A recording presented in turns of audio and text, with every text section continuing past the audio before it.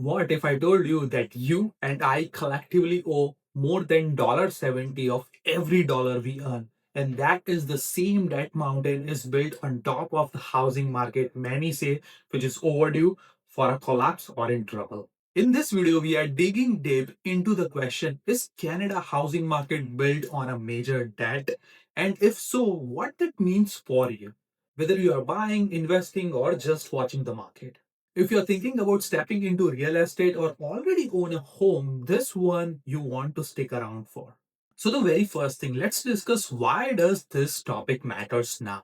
Over the last 2 decades, Canada's housing market has exploded. Prices in the major metros like Toronto, Vancouver have soared beyond what many imagined. And not even the metro, many other cities as well. At the same time, the household have taken on more debts in terms of mortgages, locks, consumer debt, or whatever kind of debt you want to consider. And debt levels that once seemed unimaginable are now very normal. So when I ask, is the housing market built on a bad debt? I don't mean just are houses expensive. What I really mean is that are we riding on credit, leveraging heavily, betting that prices will only go up, and what happens if that bet fails? Now, here is what is most important in this one. That is the ratio of a household credit market debt to the disposable income that has recently hit 174% in a quarter one of 2025, meaning roughly $75 debt for every $1 of our disposable income. And the total household credit market debt is now exceeds over 3 trillion across Canada. And just to give you an idea, Canada's GDP is roughly the same, which is very shocking. And those are big numbers. And if you're thinking, okay, so what? I'm just having a normal life and everything is going well. But keep in mind that high debt means less cushion when interest rate goes up, less flexibility, stronger exposure to shocks as well. So yes, this topic matters now because interest rates are higher than they were during the last boom. If you see between 2020 and 2021 when prices soared, interest rates were very low.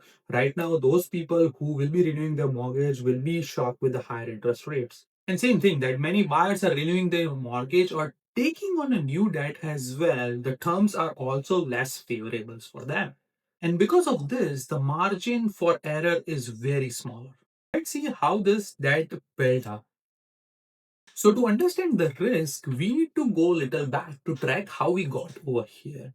So just to give you an idea as a historical context, in early 1990s, Canada's household debt to income ratio was much lower. It was roughly about 86% in 1990s. And over the next decades, that climbed. By mid 2000s, we were above 130% in many quarters. And today, as noted, we are about 170%. So that's nearly doubled what we had in 1990s. This means that households are carrying far more debt relative to their income. Now let's check out how this debt is divided or the composition of it. So most of the debt is mortgage related or home secured.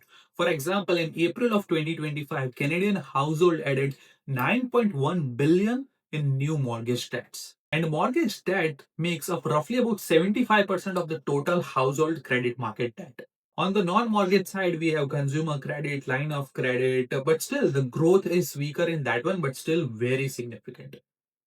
That climbs so fast. Now, there is not one factor, there are several factors to it. The number one in this one is the lower interest rate for many years, which make borrowing very cheap. The other thing is the house prices, like housing price rising rapidly. So people borrowed more. Eventually, they have to borrow more. If the house prices are high, they have to borrow more to buy. And the third factor in this one is the expectation among many buyers, especially my client as well, that prices will only go up, and this encouraged them to have a higher leverage. But we have all seen what happens in the last couple of years. Like it's not a linear or a straightforward up path, it could go down as well. The other thing is the use of HELOC and home equity borrowing. Like people borrow against increasing home values, especially during 2022 peak. I know many people who borrow against their home to get into investment or have a better home or things like that. And now let's check out what does the servicing picture look like. So it's not just how much you owe, but also how much you have to pay. And that is the debt service ratio, which is the payment of your principal plus also interest as percentage of your disposable income. That was roughly about 14.9% in Q1 of 2024. So in a plain and simple language, what it means is like clearly 15 cents of every dollar of your disposable income goes to servicing the debt. So the big picture over here is the Canadians are much more leveraged than before. A large portion of the debt is housing related and the payment obligations are very high. And all this while interest rates have risen. Now let's see that how this debt connects to the housing market. Now you might ask like, all right, Parth, I get a debt which is high, but how it's actually connected to the housing? Now here are the three key links. The very first one is the leverage amplifies housing cycles. So when a buyer can borrow a lot, like a high debt capacity and expectation of appreciation increases, they are willing to take a bigger mortgages and this pushes prices up. But the flip side, if the debt servicing becomes tougher while like the interest rate or the lower income growth, you become very vulnerable. The second one in this one is the debt fueled demand. So with a strong credit capacity, buyer fed into housing demand. Even when income stalls, if borrowing is cheap and expected the appreciation will be there or it exits, the buyer will step in and this maintains high prices. But if borrowing cost rises or expectations changes, the demand side quickly weakens. The third risk in this one is the risk of correction and household balance sheet damage. Now, if housing value stagnates or worse, if it falls, those big mortgages means that household have less equity in that one and more risk of payment stress and basically less ability to withstand any shocks. So a correction in housing can turn leveraged household into distressed sales or distressed households. And this is something, by the way, if you don't subscribe to my channel, make sure you do subscribe because I'll be making video on power of sale or distressed properties basically. Now let's take a closer example. So in major Canadian cities, home prices have grown far faster than income in almost all the cities out there, I would say, or all the major, definitely it's there. And with high debt levels, many households now face a scenario where a rate rise or income drop could push their debt service burden up significantly. And also, all the data that I have are from the StatCan, so those are the real data. But let's check out the real world scenario. The household credit debt to disposable income has recently reached to 173.9% in Q1 of 2025, which we have already discussed. And the household debt to GDP ratio is 100% of the GDP. Now, just to give you an idea, if you see this chart over here, in the G7, we are at the highest in terms of debt. Now let's discuss the risk and what happens if things goes wrong. Because of all this debt and housing leverage don't guarantee a crash, but they increases the risk. Now here are the key risks. The risk number one is the rising interest rate. We all know what happened in last couple of years where the interest rate goes high. So basically higher rates is equal to higher mortgage payment.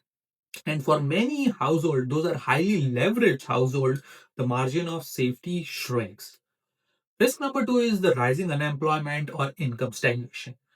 Let's say what happens if income doesn't grow or jobs are lost, debt servicing becomes very hard. And in terms of unemployment, if we remove the COVID era, we are at the highest as of right now. The unemployment is really high if we compare like last 10 years. Now, risk number three is the housing value stagnation or correction. If housing prices stop rising or worse fall, heavily in debt households may face negative equity, which can force them to sell and amplify downward pressure. And we have seen many people who are buying at the peak or bought it at the peak have a negative equity in their household.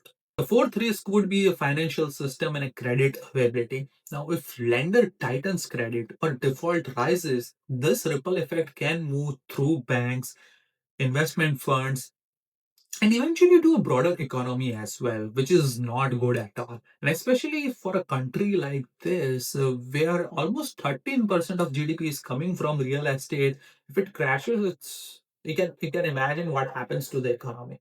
And here's something I do with all of my clients, basically a scenario-based modeling. So it's called what could happen.